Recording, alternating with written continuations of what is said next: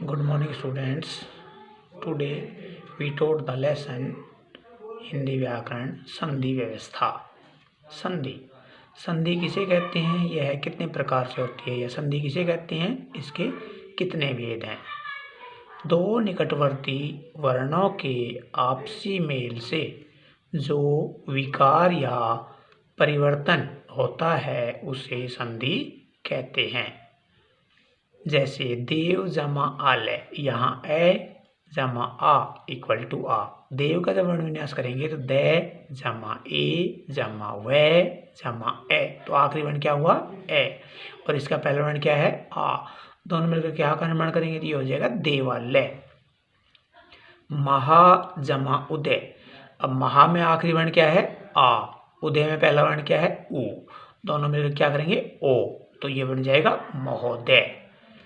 रमा जमा ईस, आ जमा ई क्या होंगे, ए, रमेश।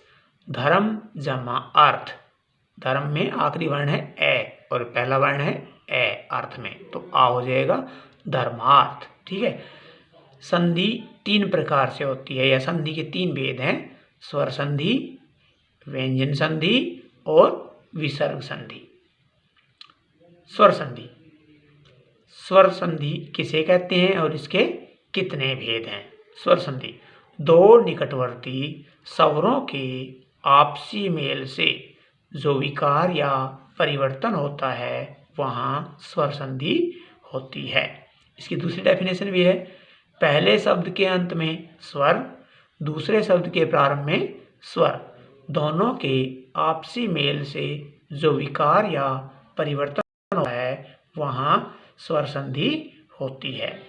जैसे पर जमा उपकार, पर में आखिरी वर्ण क्या है, ए, उपकार में पहला वर्ण क्या है, उ, दोनों मिलकर के ओ का निर्माण करते हैं, ये शब्द बन जाएगा परोपकार। देव जमा ऋषि, ए जमा री अर, देवर्षि।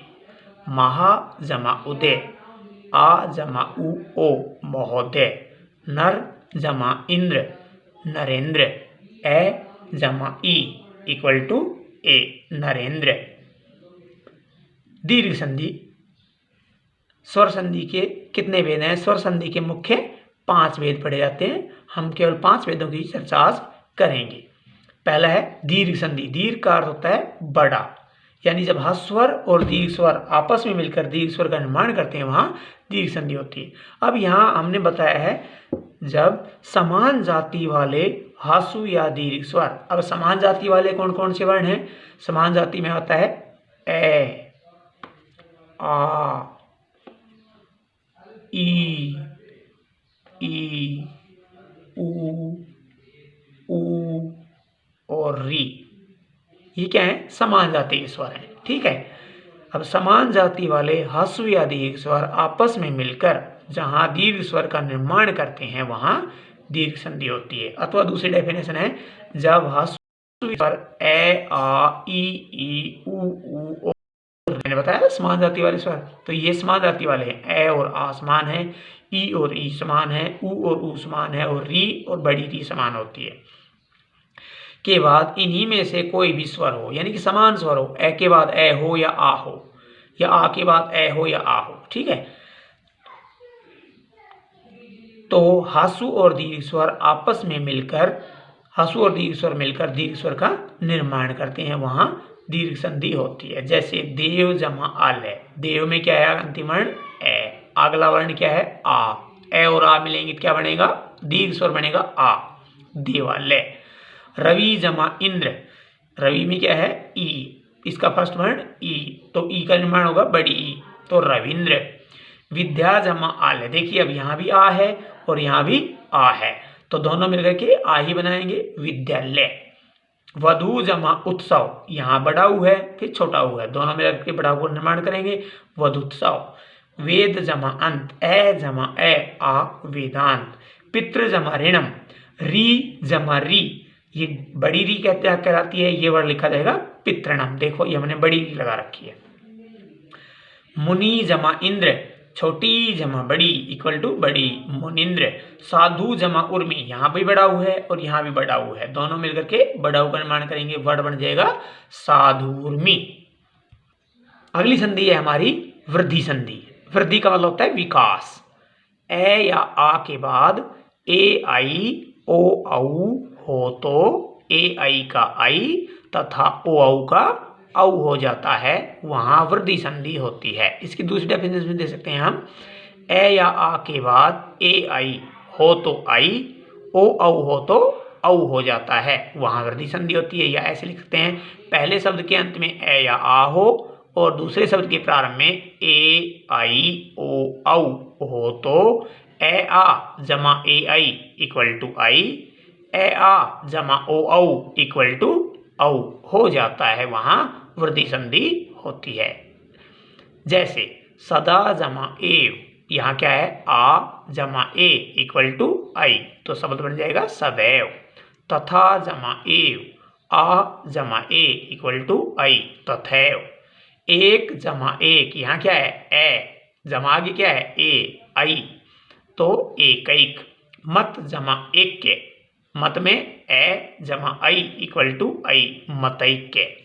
वन जमा औषधि, ए जमा ओ इक्वल टू औ, वनौषधि। परम जमा औदार्य, ए जमा औ इक्वल टू औ, परमौदार्य। जल जमा ओद, ए जमा ओ इक्वल टू औ, जलोद। महा जमा ओज, आ जमा औ इक्वल टू औ, महूज। अब चलते हैं नंबर 3, यण संधि।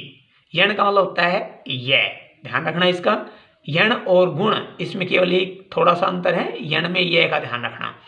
ई ऊ और री के बाद, यानी पहले शब्द के अंत में या तो छोटी हो या बड़ी हो, या छोटा ऊ हो या बड़ा ऊ हो या री हो, इसके बाद कोई भिन्न स्वर हो तो ई का ये, ऊ का वे और री का रे हो जाता है, वहां यण संधि होती है। जैसे प्रति जमा एक, प्रत्येक। अब ये ई है, ई का क्या हुआ, ये। अब तय से ई की मात्रा हटाएंगे तो तय आधा हो जाएगा, क्योंकि जितने सब स्वरों के योग से बने हैं, तो तय आधा हुआ हमारा। तो पै के नीचे री की मात्रा, रे की मात्रा है, तय आधा कर दिया। आगे ई का हुआ ये हमने हलंत लगाया, लेकिन आगे क्या है, ए स्वर है, तो इसके ऊपर मात्रा लगाएंगे तो ये पूरा हो जाएगा, तो शब्द बन जाएगा प्रत्येक। इसी तरह अति जमा अंत, ई का क्या हुआ, ये, तो शब्द बन जाएगा अत्यंत। अति जमा अधिक, अति, ई का होगा ये और तय आधा हो जाएगा, तो ये अत्यधिक। सु जमा आगत, ऊ का वे, अब ऊ की मात्रा हटाएंगे तो से आधा हो जाएगा, और ऊ का हो गया वे में आ जुड़ेगा तो वे पूरा, स्वागत। सु जमा अल्प, ऊ का वे, स्वल्प। साधु जमा एव, देखिए ऊ बड़ा ऊ का हमने कर दिया वे, ठीक है। जब इसमें से हम ऊ की मात्रा हटाएंगे तो ये हो जाएगा आधा, ठीक है, व्यंजन व्यंजन हो जाएगा। तो साध, और कर दिया वे लिखा, वे के ऊपर हमने ए की मात्रा ये लगाई, तो ये शब्द बन जाएगा साधवेव। पितृ जमा आज्ञा, अब री का क्या दिया, रे, तो पी आधा तय, क्योंकि री की मात्रा हट गई तो री का रे कर दिया, तो हमने रे बनाया। आगे क्या है, आ की मात्रा लगा दी इसको, तो पित्राज्ञा, ये तो ऐसे लिखें, या फिर पित्राज्ञा ऐसे क्यों लिख सकते हैं, क्योंकि जो हमारा त्रय वर्ण है, ये त्रय, ये क्या बनता है, तय जमा रे, इससे बनता है त्रय, तो तय जमा रे से त्रय बनता है, इसलिए हमने इसको ऐसे भी लिख सकते हैं, पित्राज्ञा। इस तरह मात्र जमा आदेश, री का रे, तो शब्द बन जाएगा माँ आधा तय रादेश, या फिर हम ऐसे लिख सकते हैं मात्रा आदेश। जैसे आपकी मर्जी हो वैसे आप लिख सकते हैं। अगली संधि है हमारी गुण संधि। गुण संधि क्या कहती है, ए या आ के बाद, यानी पहले शब्द के अंत में क्या हो, ए हो या आ हो, और दूसरे शब्द के प्रारंभ में हस्व या दीर्घ, छोटी बड़ी, छोटाऊ बड़ाऊ या री, छोटी री बड़ी री हो, तो ई और ई दोनों मिलकर के ए का निर्माण करेंगे। ऊ और ऊ का मिलान होगा तो ओ हो जाएगा, और री का मिलान होगा तो अर हो जाता है, वहां ये गुण संधि होती है। जैसे रमा जमा ईश, आ जमा ई इक्वल टू ए रमेश। परम जमा ईश्वर, ए जमा ई इक्वल टू ए परमेश्वर। महा जमा ईश, आ जमा ई इक्वल टू ए महेश। नर जमा इंद्र, ए जमा ई इक्वल टू ए नरेंद्र। महा जमा उदय, आ जमा उ इक्वल टू ओ महोदय। पुरुष जमा उत्तम, ए जमा उ इक्वल टू ओ पुरुषोत्तम। महा जमा उत्सव, आ जमा उ इक्वल टू ओ महोत्सव। पर जमा उपकार, ए जमा उ इक्वल टू ओ परोपकार। देव जमा ऋषि, ए जमा री इक्वल टू अर देवर्षि। ब्रह्म जमा ऋषि, ए जमा री equal to or Brahmrishi. Okay, अब अगली संधि है हमारी अयादि संधि। पांचवा भेद है ये स्वर संधि का। हमने बताया था मुख्य 5 भेद हैं, तो आज 5 ही पढ़ाएंगे आपको। अयादि संधि, ए आई ओ औ के बाद कोई भिन्न स्वर हो तो, ए आई ओ औ के बाद यानी कि पहले शब्द के या तो ए हो या आई हो या ओ हो या औ हो, और इसके बाद कोई भिन्न स्वर का मतलब इन स्वरों को छोड़कर कोई भी स्वर हो, तो ए का ऐ, आई का आय, ओ का औ तथा औ का आव हो जाता है, वहां अयादि संधि होती है। जैसे ने जमा अन, यहाँ क्या है ए का मैंने क्या बताया था अय हो गया। अब ए का हो गया अय, तो ने ए का कर दिया हमने अय का ये हलंत है, लेकिन आगे क्या है ऐश्वर है, तो ये पूरा हो जाएगा, शब्द बन जाएगा नयन। नई जमा अक, आई हमने क्या बताया था आय, तो आई का बन गया आय, तो ये शब्द बन जाएगा नायक। गई जमा अक, आई का आय गायक। भो जमा अन, ओ का क्या बताया था औ, तो ये शब्द बन जाएगा भवन। पो जमा अन, ओ का औ, शब्द बन जाएगा पवन।